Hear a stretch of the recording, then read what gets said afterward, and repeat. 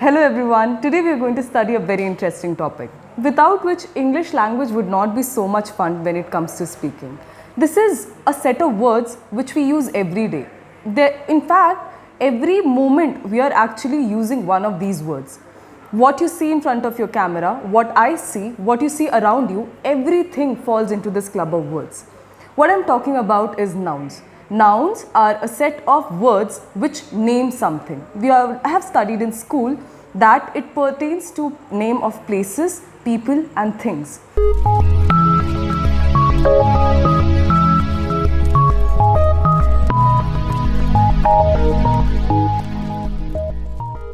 Are you preparing for defense written exams like NDA, CDS, AFCAT or Sainik School Entrance Exam? Join our written exam preparation courses, practice mock tests, and get expert mentor support. Call us at 725 940 7111. Noun is that figure of speech which deals with names of people, places and things. This is very simple to digest also, nothing heavy. For instance, if I tell you Ram has gone to the forest, you know what the noun here is. Or if I say Sita went along with him, you know what the noun is. So tell me, what is my requirement here? Why am I here? Even your entrance exams don't ask you who was Ram, who was Sita, who was Lakshman. These are not the kind of nouns that you have to spot. So what is the X factor that we are here to learn? For instance, did you know what you're feeling right now is also noun? Did you know that the moment we are sharing or the fear or the anxiety is also noun? Did you know that the character or say nature of a person is also considered noun? Funny enough, right? Not many of them know about it. So, if I say goodness, kindness, humanity, legacy, love, fear, all of these are nouns. Interesting, right? This is exactly what we have to study and we have to spot when it comes to exams. So, tip number 1 would be, if you want to recognize a noun, apart from Ram, Sham, Sita, Lakshman, apple, boy, girl, then focus on the words which are coming after the primary word. For instance, if I say goodness, any SS is an indication that you are dealing with a noun. If I say humanity, ITY, which comes towards the end, gives you an indication that you are dealing with a noun. For instance, if I say childhood, HOOD gives you an indication that you are dealing with a noun. Do you get those ideas? Analysis, ISS, ISIS actually, SIS, SCS, OR, actor, carpenter, ER, all of these indicate that you are dealing with a noun. Set aside, this was a very simple trick for you to recognize. Another way of recognizing nouns are 3 methods. You have got 3 indicator class of words which help you recognize noun.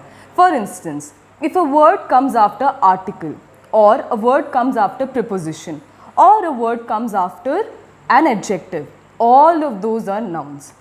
What are article, preposition or adjective?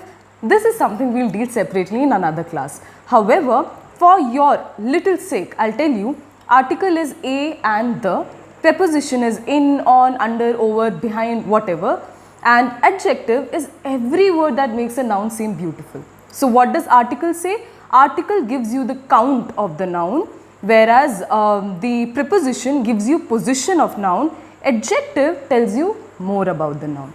These are 3 ways of recognizing nouns. So we have studied 4 ways as of now. One is noting down few words or few additives which come with words which help you understand what is a noun, and the other 3 are words which come before a noun. In case where noun follows these words, we spot or realize that this is a noun. Fair enough? Having dealt with this, this is a minor crux, okay? Now let's move to the major chunk of the whole discussion. Noun is classified in 2 kinds. Noun can be classified into 2 major clubs of other nouns. One is countable, one is uncountable. The other is uncountable. What do you understand by it? Simple. When I say countable, something you can count on the fingertips? Not necessarily. It's something you can't count also, but you know you can count when you have to. For instance, stars are actually taken as countable nouns. But what do? We look up to the sky and say so many stars. That's it, right? They are also considered countable. Now, uncountable are the kind which you can't at all count on your tip of your fingers. Why? Because how can you count rice? We talk about some rice, we can't talk about 3 grains of rice, right? Or rices. No, never heard. Races, yeah, exist, not rices, right? So, countable and uncountable are 2 other categories of nouns. Now, within countable and uncountable, we divide further. It's like a tree branching. You have the major trunk and then it is branching into many more little trunks. So, in the countable category, you have proper, common, collective. Uncountable has abstract and one more, think over it by the time we come back to this one. So, what is a proper noun? A proper noun is the kind of noun which gives you a definitive explanation, or it's just one of its kind. It is very singular in nature. When I say earth revolves around the sun, so my earth is singular. That is it. You don't have other earths. But there's a little glitch here. Or let's say a catch here, not even glitch. If I talk about earth with a capital E, it is our mother earth that we are talking about, right? One of its kind. You don't find other earths anywhere else. So that is my proper noun. If I move on to collective noun or even common noun is the kind of noun which talks about many things, many types of the same thing. For example, girl, okay? My girl or a girl is a common noun. Why? She's not specific. She's not Sita, she's not Rekha, she's not Manjulika. She's a girl, alright? So, girl is considered common noun. Now, remember I told you about the catch or the glitch before this. If I say a earth, okay? A earth would instantly change my proper noun earth into common noun earth. Don't be weirded out by this sentence, it's absolutely normal. Why? There's a little rule here. If we add article to the proper noun, whichever proper noun it is, for instance, even if I'm using Aditya as my proper noun, Aditya studies in my class. If I say an Aditya is found in my class, that doesn't stay proper noun anymore. It moves to common noun.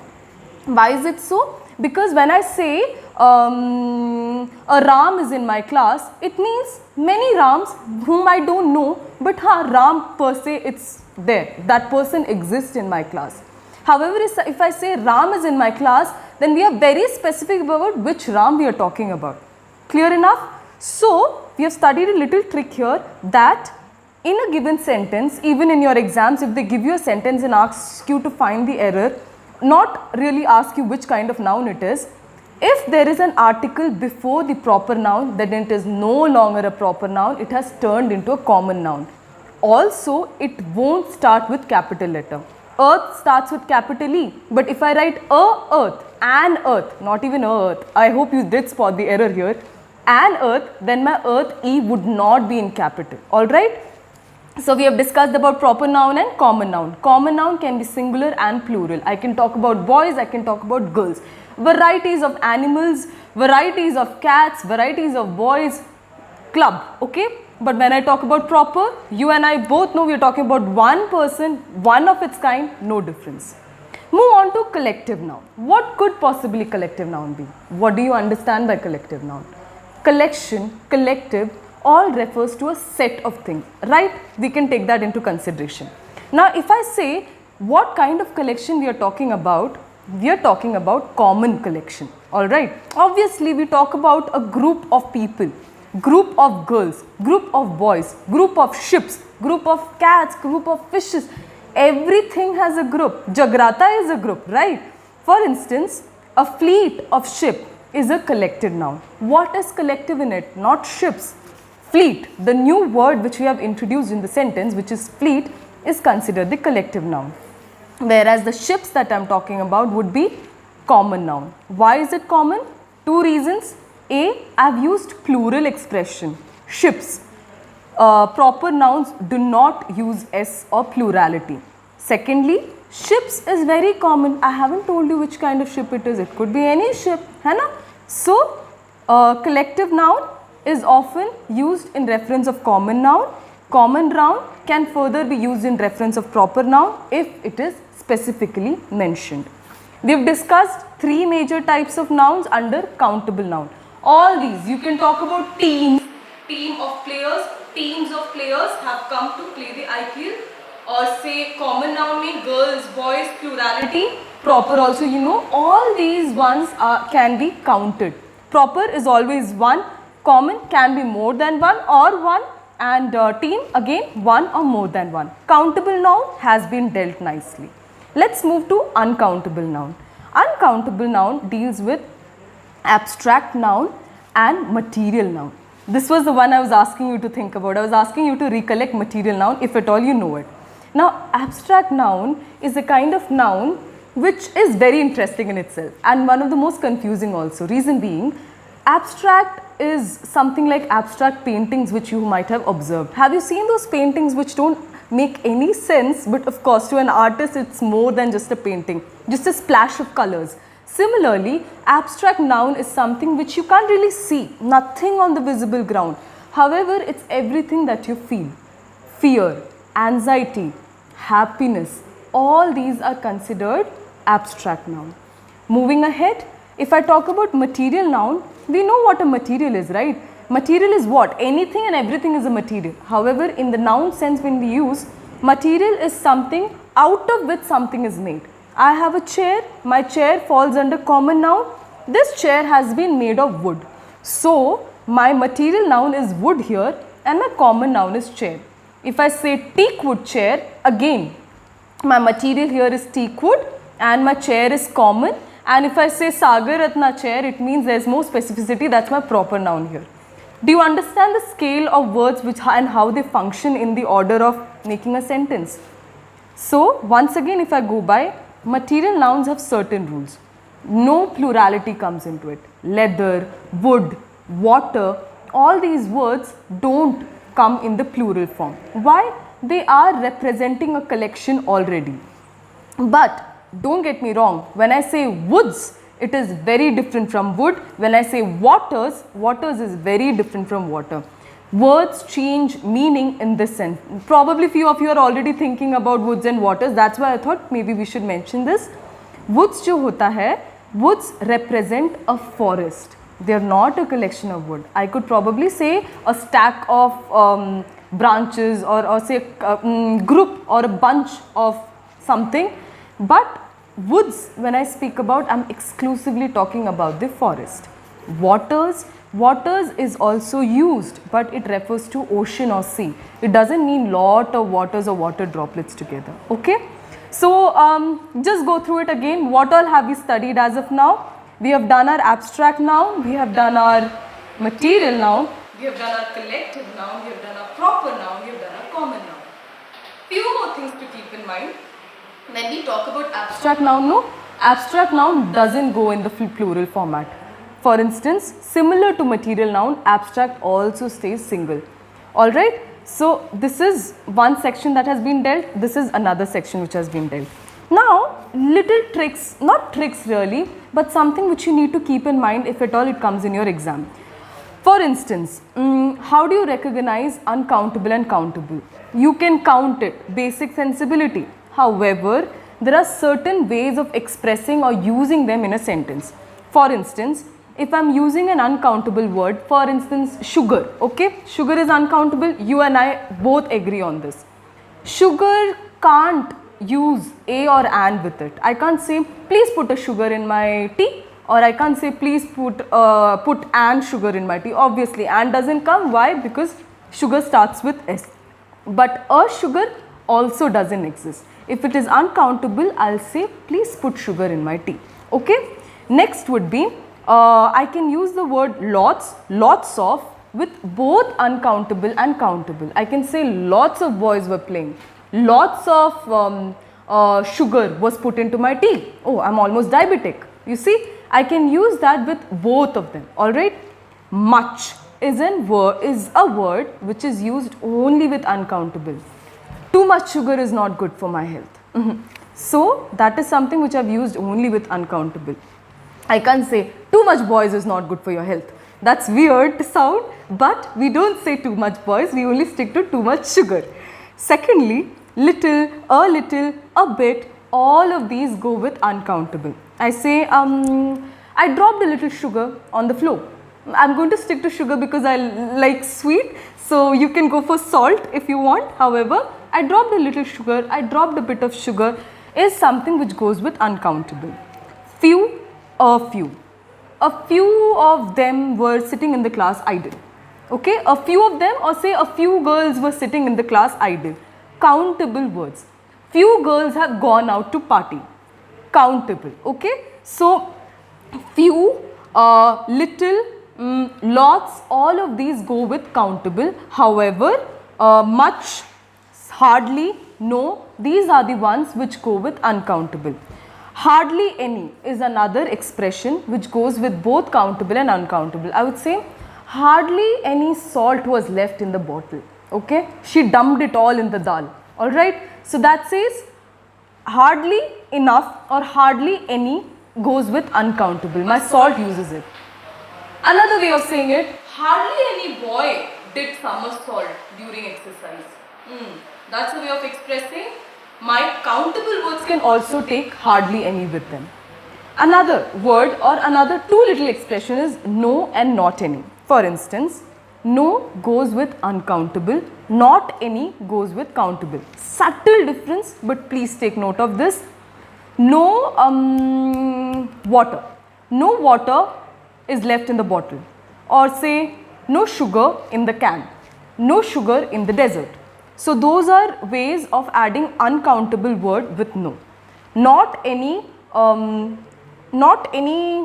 example, how can I go for it? Well, not any goes with countable. Let's say not any boy has the ability to do something, or not any one of them turned up this morning. I am sticking to a negative sentence, reason being not any in itself is negative, so don't get it in any other sense, but not any reasonably goes with countable and no goes with uncountable. So I have discussed few ways of dealing with nouns. Okay, I'm going to quickly brush up with nouns, and I hope most of it got into your head. If not, you can always come back.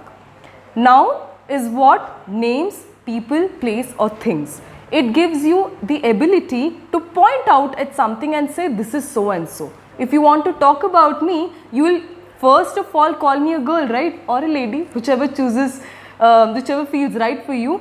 That in itself is noun. Whatever you spot in your room is noun. Everything around us is a noun, and we define our existence or say a sentence itself in noun. After deciding what a noun is, or after figuring out what you are reading about, we come to types of nouns or how to recognize it. Types of noun, 5 types of noun: proper, common, collective, abstract, material. Fine. Both these kinds are involved or put into the club of countable and uncountable. Further, how do you recognize noun? Words with end with NESS, HOD, OR, ER, ITY, SIS, SCS, all those expressions are spotting a noun. Or if the word comes after an article, adjective or preposition, again it will be a noun. After dealing with this, we have few pointers to remember, such as uncountable noun doesn't come in plural format. Countable can be counted, so a and the, all of it goes with it. Secondly, okay, much, no, few, little, all of these are used with uncountable nouns. However, lots, again, few or hardly any, not any, these are used with countable nouns. I hope this has helped you enough. If not, always you can come back. Thank you. You can now download the SSB SureShot app from Google Play Store to access online courses related to SSB, personality development and written exams like NDA, CDS, FCAT and plenty of other preparation material. For a limited time period, you can apply the coupon code SureShot20 to get a flat 20% discount on all the courses. Hurry up and become a part of the SureShot family.